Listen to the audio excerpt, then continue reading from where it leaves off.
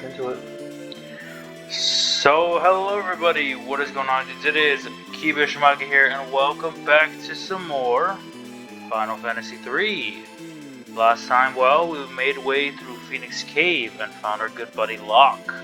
Saw that he was collecting a whole bunch of treasures here within the Phoenix Cave, of course, as it was the Emperor's hidden treasure spot, and he decided to reap the benefits of the place as best as he could. This time, well, we have not much more to do except to kind of journey around and see what we can access with Locke's help. Not yet. We may actually go through the small favor of equipping Locke with some pretty decent items. Mithril Shield, Dark Hood, and Crystal Mail. This is the best that we can afford. The best that we can get him in terms of purchasing items. Of course, we can change it up by giving him the Genji gloves and having him double equip stuff here and there. However, we're still going to work that out and figure out the details. For now, let's go to that mountain. Swap our parties. Bring along Terra, of course. We got to bring Locke along. We haven't had him for quite some time, so why not? So we do so. Edgar, indeed, as they were part of the first trio. And because this is more so going to be a traveling kind of episode, I'm going to have Mog tag along. I primarily want to focus on collecting things, as well as making sure we don't really have to worry about encounters too much, because that isn't our concern for today.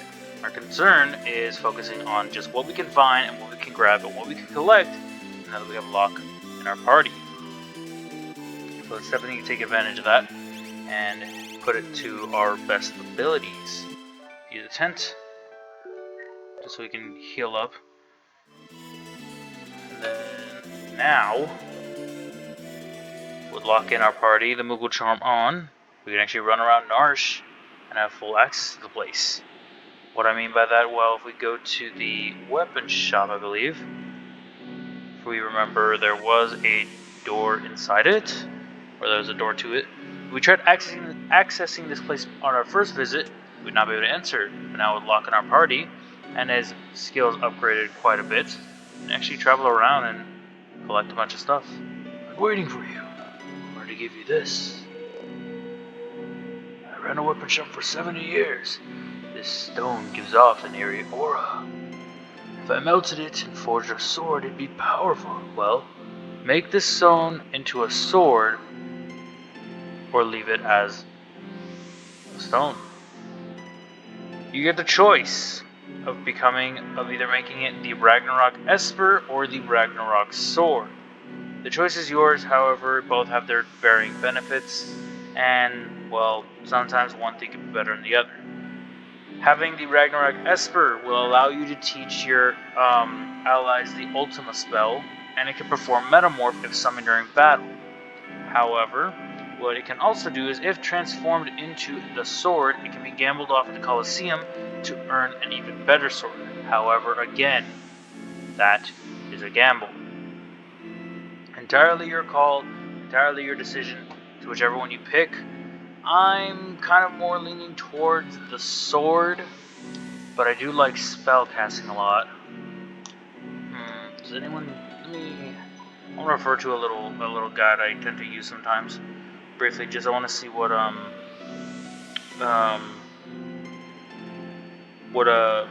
would be the best thing. Best equipment. I want to take a moment to kind of give myself an idea of just what would be the best for each unit, and if anybody uses that sword. Answer valiant, skin tone,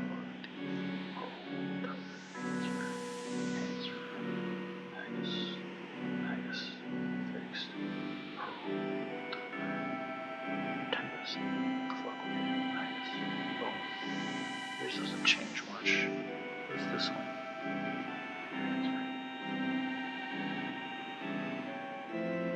Okay. But what do I get for this guide?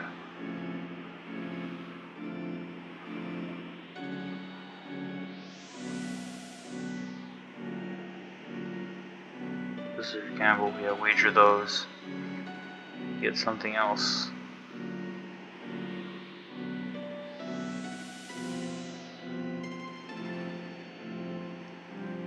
cloak, shield, sniper, aura. For gambling the Ragnarok sword, in turn you will get what is Mega Elixir, Heal Rod, Nerve of Thornlet, Cat Hood. It doesn't specify. Damn it. That can help, so I have to go to weapons. Weapons! It can be considered a sword. Should go all the way down. Ragnarok, yeah. Sword that may cast flare upon striking an enemy. 255 plus attack. 7 vigor, 7 stamina, 7 magic, 3 speed, 30 evasion, 30 magic evasion. The only people that can equip this sword is going to be Terra, Locke, Edgar, and Celeste. However, it looks like none of those I'm going to be using, or not none of those. Nobody's going to be using this one in particular. With that other sword, I don't want to spoil it too much. 35. But why? Everyone's using this one. But this one, whatever.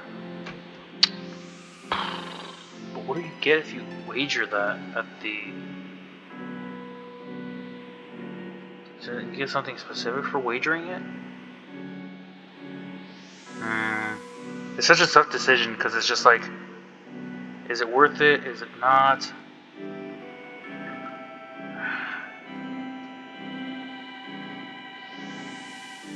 The Almighty Illuminia. Switch that one.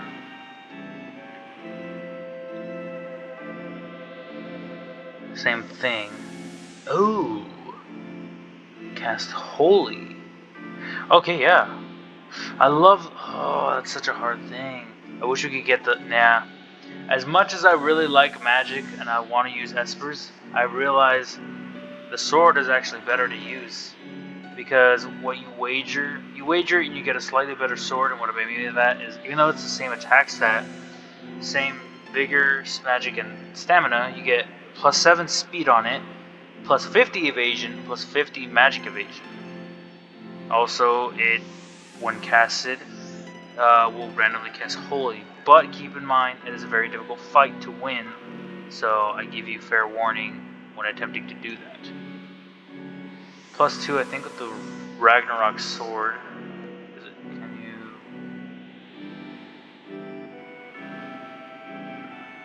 That's like the end, though, isn't it?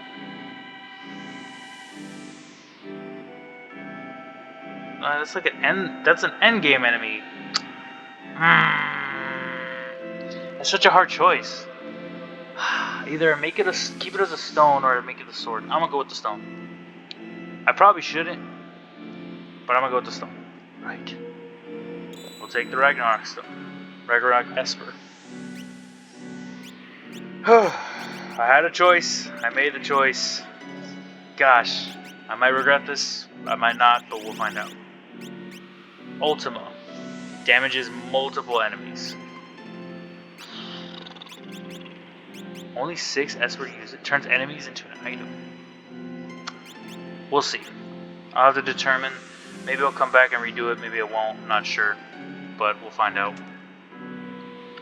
Other than that, that's the weapons cache. Let's go and let's check out other areas that is pretty much locked up. See if we can get anything in it.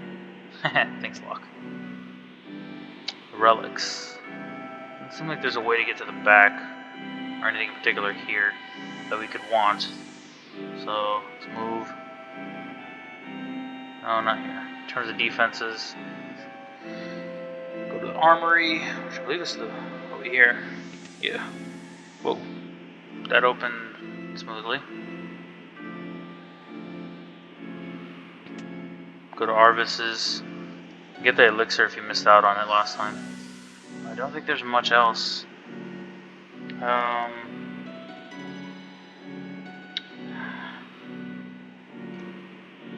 Yeah, it doesn't look like there's much else there. Guess we can go back to the relic shop briefly. Apparently there is something there to the right of it, in this house. There we go.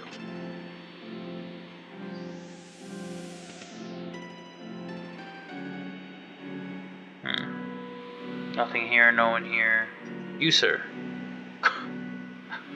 Take this. Receive the curse shield. If we could break its curse, imagine its defensive power.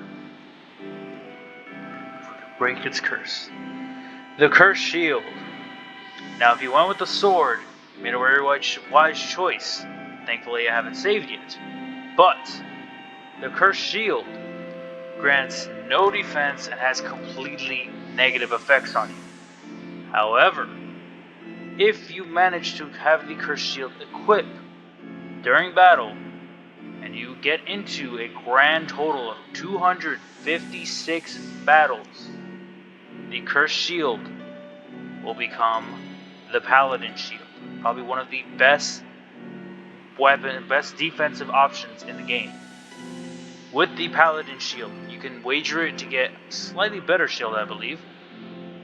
But instead of doing that, if you decided to choose the sword Ragnarok, and you go after the curse shield, or you decide to work on the curse shield, the paladin shield will allow you to learn the Ultima spell at a rate of 1 time per magic point. Now you might be saying, oh, I made a terrible choice and I should have... I wanted to pick the Ragnarok spell primarily because I wanted to show off Ragnarok's abilities in battle. I will redo this portion just so I can get what is it? Just apparently, so I chose the Ragnarok Esper so I can show off Ragnarok in battle, so I can show you guys how different it works, and of course I'll be working on the curse shield off screen because it's such a draining item to use. The conditions are very specific for the curse shield itself, of course, as if needing to use it, you have to fight in certain ways. First off, you cannot use the curse shield within the Colosseum.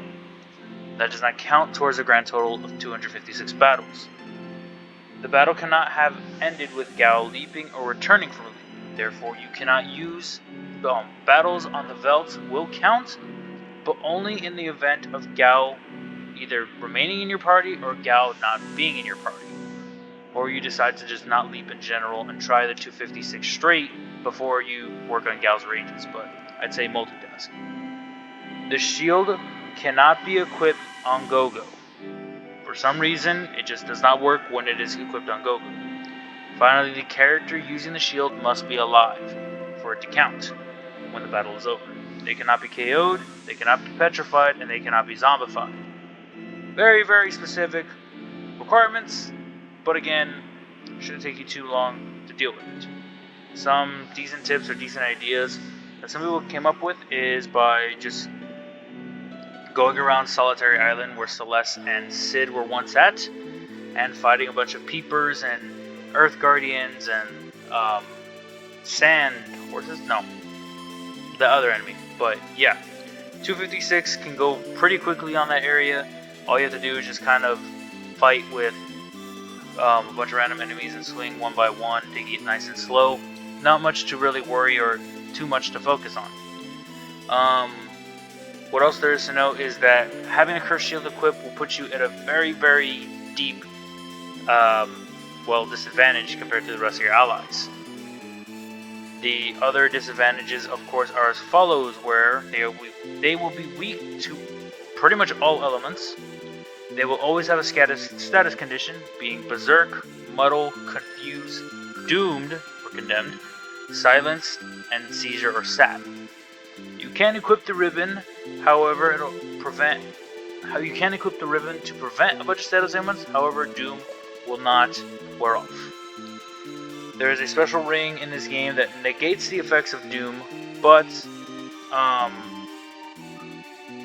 the character will be healed instead of killed in the event that Doom is activated while having this certain ring on. And lastly, the Minerva Buster, the item that is available in Umaro's Cave, which is very difficult to get with the 3 pugs, the 3 tomberries. If having that equipped with only Terra or Celeste, the elemental weaknesses can be completely cancelled out. However, of course, you have to pick and choose which one you go with. Either you get the special ring that cancels Doom, but You have all the other status effects. You use the ribbon that has all the that counters all status effects but does not prevent doom, and the Minerva Bustier, which will negate all weaknesses but again puts you at a disadvantage with all the different status effects. Okay. Other than that, we're good. Nothing more really in particular to note. All I can say is, right now is a time more than ever. I'd say go running around, do a bit of grinding if possible, go and battle some enemies here and there, see if there's anything you miss. Here over by Miranda, definitely know I do not encounter certain enemies, so I'm gonna have to do that on my own personal time. But what else I can note is, excuse me,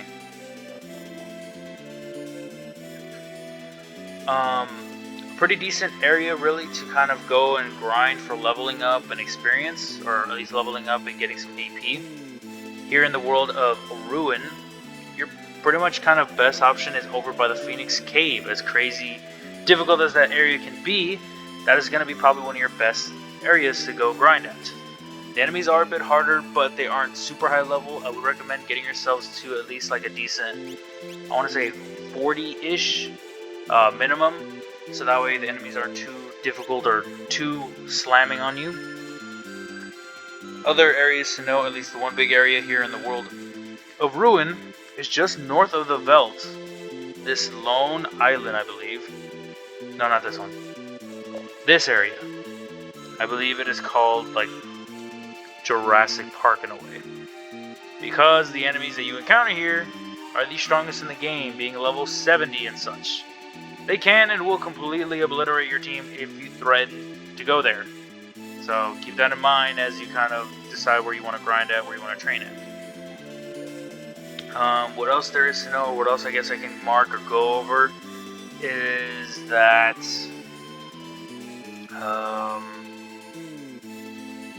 what else was it? There was something else I was supposed to mention. Yeah, there are enemies here at the Moss that we didn't encounter either. That too, I guess I can know. But I think that basically covers everything. I would say go around Narsh again, just to be sure that you guys collect everything, and check the various doors, because there are some that are still locked that I didn't go over personally, and there's still some areas that we can check out and see around to get some more stuff. Other than that, that's gonna be it for now. I know this episode was kind of short. There wasn't a lot of story progression, but primarily I did not want to start the next section because the next portion is not killer, but it does require a lot of focus and a lot of investment. So yeah, not only that, but you're probably wondering why I'm like alternating in terms of uploads. That's actually because I finally caught up with my daily upload schedule as of this past Saturday. So yeah, I'm back to my usual 1 day per thing kind of streaming thing, or a 1 day upload type limit. Maybe again I'll resume picking up doing 2, but that does require me to think what other series I could do, or at least having one main series going on and then like a side series, or just like me messing around with friends playing different games. But we'll see in due time what I can do about that, or where I can do about that. I know this is not Jurassic Park. I'm pretty sure it's just north of the Veld. It's a fair warning about that. But yeah, we have a lot of work to do. I have a lot of grinding to work on. But next time, where we're going to go in particular is quite the troublesome place for a certain samurai. I believe it is this. We're going to return to Doma. We're going to have Cyan with us. Be forewarned, there's a lot of heavy and hectic stuff coming up.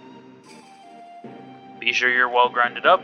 If you feel like tackling some of the dragons, go for it. So far we've beaten the Ice Dragon in Narsh and the Red Dragon in the Phoenix Cave. We still have the Blue Dragon in the Ancient Castle, and then another 5 more to find. That'll be it for now. Hope you guys did enjoy. And I will be certainly seeing all of you dudes later. Peace out, everybody.